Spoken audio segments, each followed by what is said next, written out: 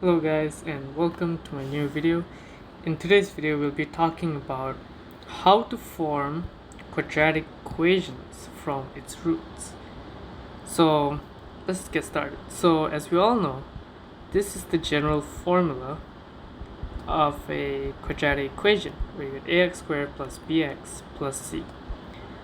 And I just want to show you another form, okay, where when the front of the x is equal to 1, where a is equal to 1, so technically we have to divide the entire equation by a.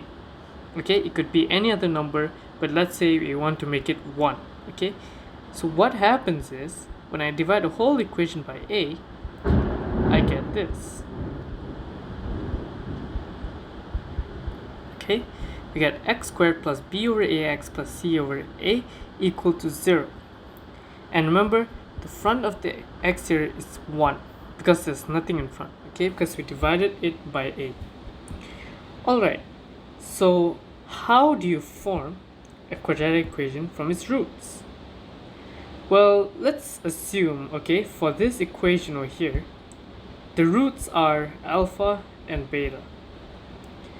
And do you remember that when you are at the final moment of finding a root, you will reach this form?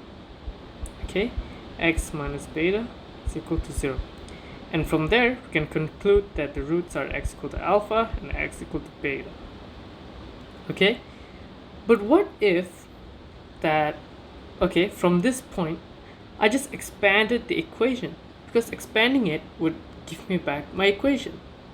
So I'm just going to expand it back again, where x squared minus b minus beta x minus alpha x equals to positive alpha beta equal to 0.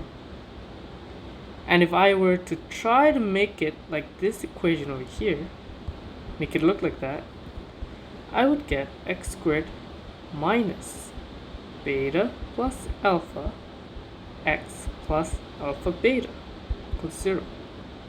And if I were to compare this equation over here with this, okay, so x squared plus b over ax plus c over a equals to 0. So this tells me that negative alpha plus beta is the same thing as beta plus alpha, okay, it's equals to b over a, and alpha times beta is equal to c over a.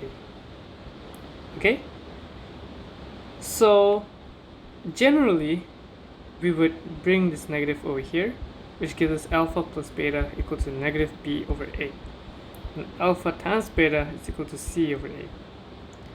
So this is what you call the sum of roots, and this is the product of roots. So generally, the sum of roots of the equation is equal to negative b over a, and the product of the roots is equal to c over a. Alright, so the general formula of forming a quadratic equation from its roots is normally x squared minus SOR, which is the sum of roots, plus POR. X plus POR, and POR is the product of roots. Okay, so this is a general formula you have to try to memorize. Okay, but mainly memorize these. Okay, so let's just jump into a question to understand this further. Okay, question 1, form a quadratic equation with the roots 3 and negative 5. Now, how am I going to do that? Well, if you remember that the general formula to make an equation is x squared minus SOR x plus POR equals 0. So I could simply find the SOR by adding both of the roots, 3 plus negative 5, which gives me a negative 2, and the product of roots, which is 3 times negative 5, which gives me negative 15. And I could easily construct the equation x squared minus our sum of roots is negative 2 x plus 15, which gives me negative 15 equal to 0. So my answer would be x squared plus 2x minus 15. 0. Done. Easy. Alright? So this will be your final answer. And the second question we have over here is, okay, it's a long question. If alpha and beta are the roots of a quadratic equation, which is this, form quadratic equation with the root alpha plus 3 and beta plus 3. Now if you see here, we have different roots, okay? We have different roots which are alpha plus 3 and beta plus 3. Okay, so why don't we try to rewrite this equation first. Plus x minus 4 is equal to 0. So generally the roots for this equation would be alpha and beta. However, they're telling us to construct an equation with the roots alpha plus 3 and beta plus 3. So in this case, what we have to do is to find the sum of roots for this equation and the product of roots for this equation. I'll show you how we can go over this question easily. So first off, find the sum of roots, which is alpha plus beta is equal to negative b over a. And from what we can see here, our b here is 1 and our a is 2. So that gives us negative 1 over 2. Okay? And for our product of roots, which is alpha times beta, is equal to c over a, which is negative 4, which is over here, negative 4 over 2. Negative 4 over 2 gives us negative 2. Alright, now that's done. Okay? So what we have to do is now we have to find the SOR of the new equation by adding the two new roots, which is alpha plus 3 plus beta plus 3. Now if you could see here, we could still find alpha plus beta plus 6. And you can see here we got alpha plus beta. And from what we know, alpha plus beta is equal to negative 1 over 2.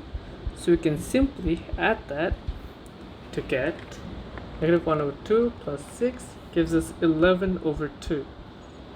Okay?